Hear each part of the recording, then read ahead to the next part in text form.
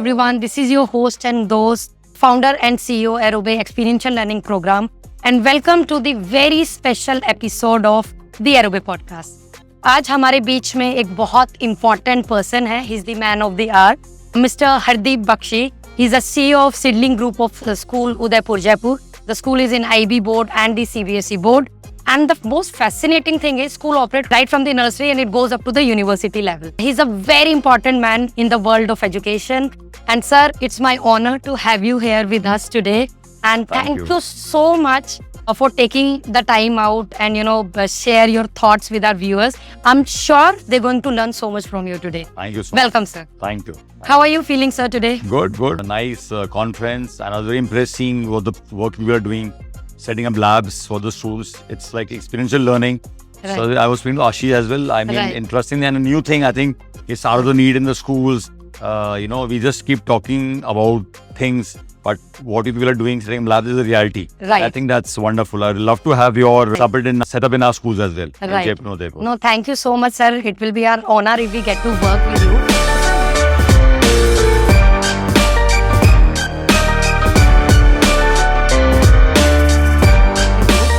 Because you've been in the world of education from such a long time, you are taking care of such a big group. But apart from that, I feel I can call you a successful entrepreneur also, because this is what you do. Like, you're managing school, making sure education is going well. But at the end of the day, it's a corporate structure as well, with a system of hierarchy, and you have to create a brand value and everything. How hard it is to be all over the place, and obviously now attend these conferences, meeting so many new vendors, keeping yourself up to date, and how do you do it? Is there any secret to your success? No, see, it's something like basically one has to keep evolving.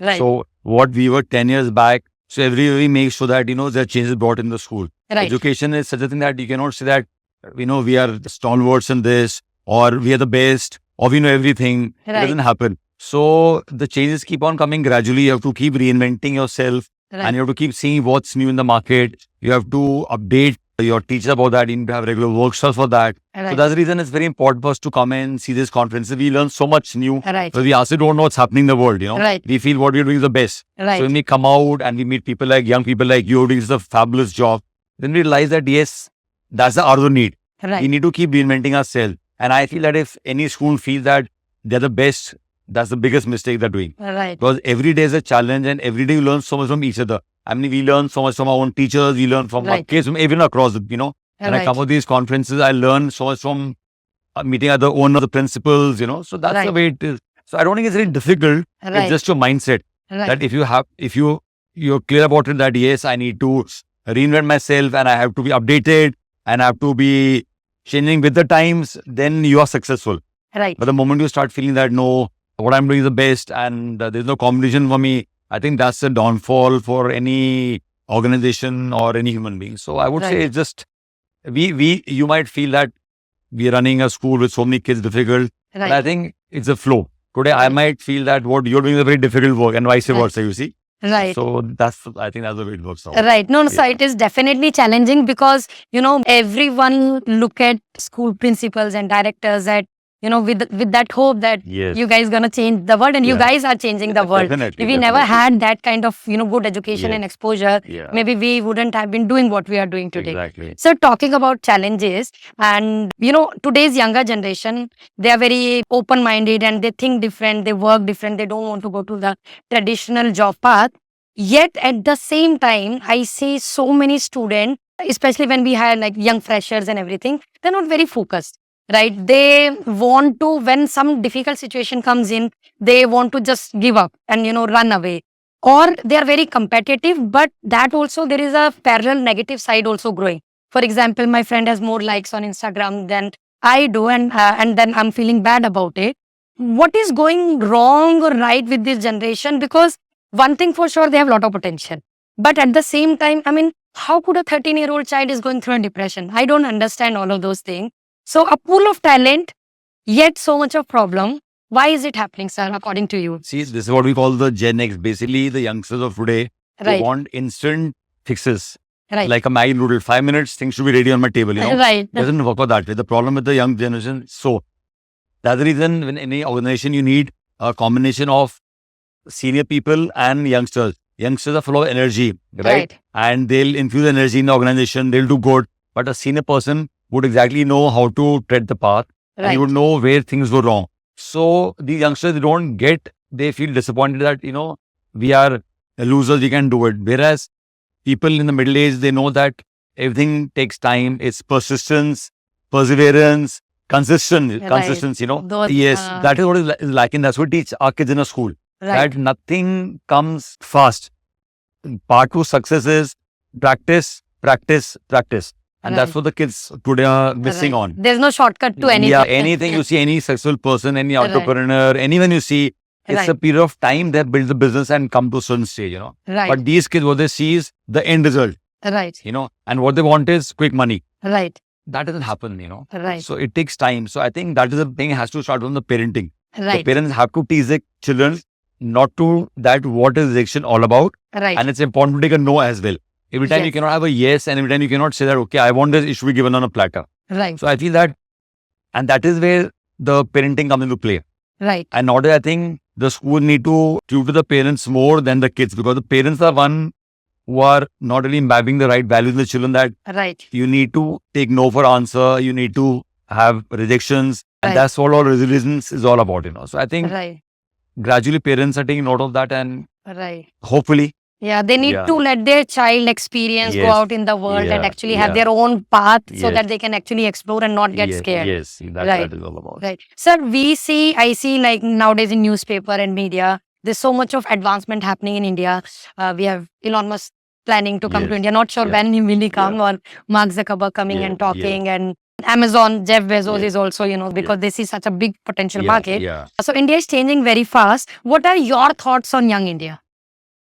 That's why I say that India is young. It's a young generation, and there are a lot of energy, ideas, enthusiasm, startups. So I Right. think, but the only thing they have to keep in mind is that they have to be consistent. They have to have patience for that. Right. And I mean, there's no bigger mind pool than Indians. They're the Right. best minds, they're the best brains. We people work hard. So I Right. think the young generation needs to realize that you need to give some time.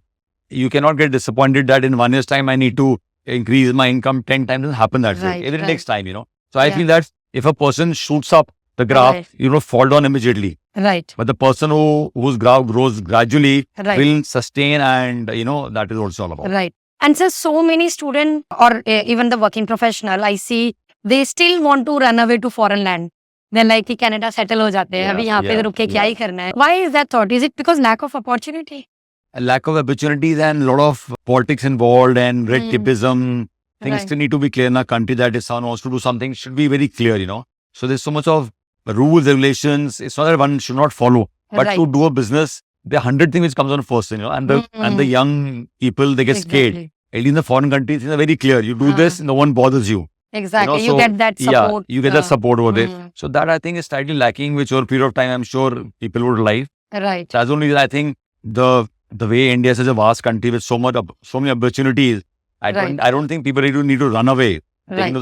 And as a matter of people are coming back to India again, to all the youngsters who had gone there to work, Right. realize that India is the best place to be in, so they're coming back over. Right. Again, the pool is changing. The Right. reverse cycle going on. Right. Absolutely, sir. Sir, I grew up watching Shark Tank when I was a kid, and I never thought that I'm going to be on one. When Shark Tank India came, I went there and it was like mind blowing for me seeing Ashneer and Piyush and everyone over there.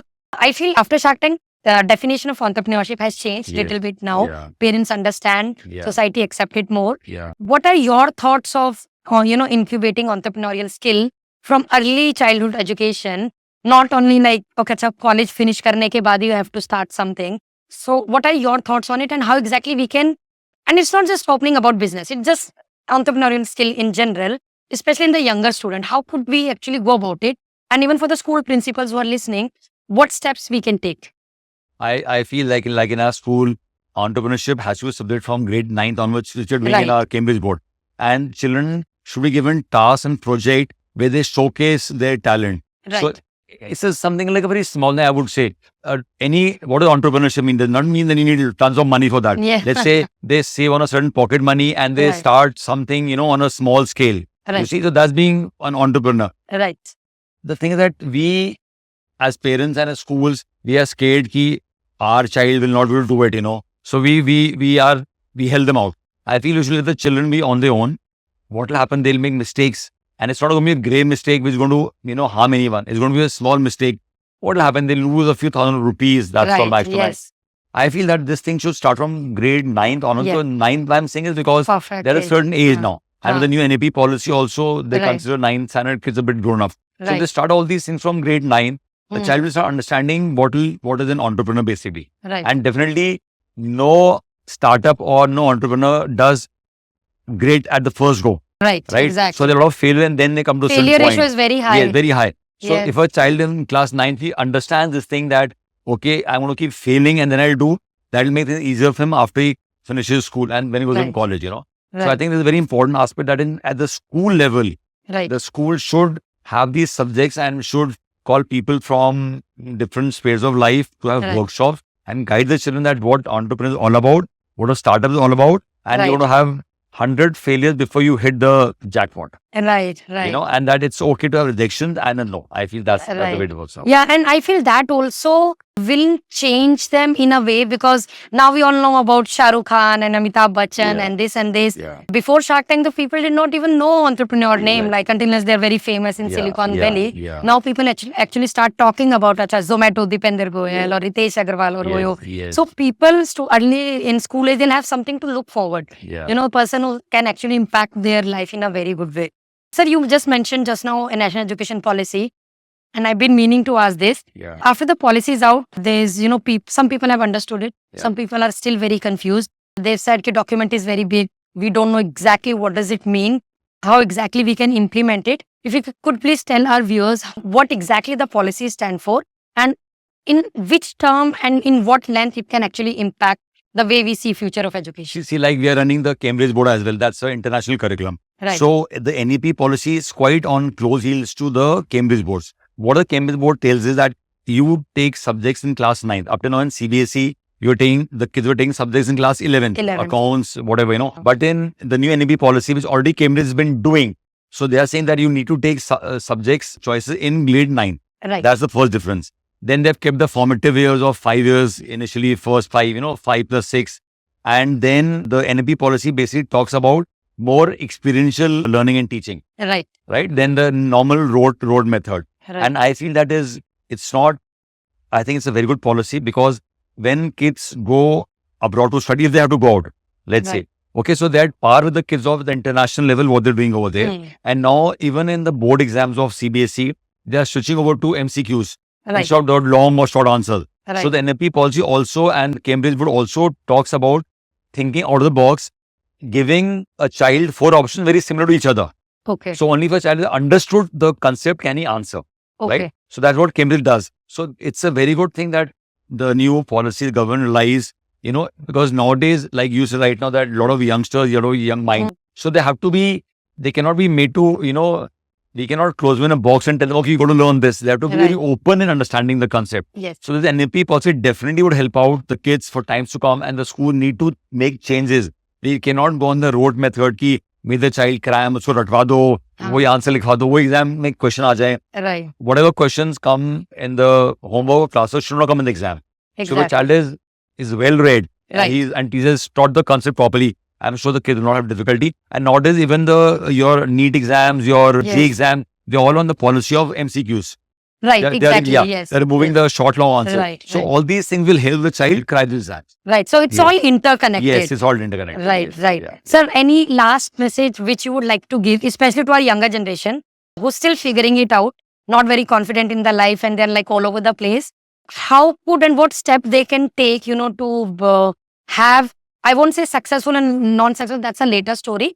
Just to be on a good path and, can give back to the society and can do good for themselves at least. I feel that as far as students are concerned, when I Right. tell my own students that I don't bother for your marks, that's the Right. first thing, right? You might get 80%, you might get 70%. Right. After class 12 and 12, they'll ask you how much you got.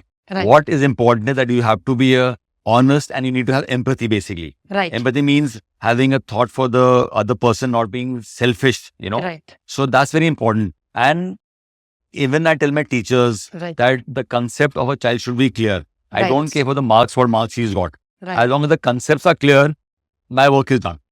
And that is what Absolutely. generally the Cambridge board teaches you. And Hmm. that is what the new policy also working on, that Hmm. the concept should be clear, it should be more of experiential learning. Right. So I would tell the youngster that study definitely, put in your best. Yes. That's the main thing. Don't shy from that. Put in your best. Whatever you get 100%, you get 90%, best as the point.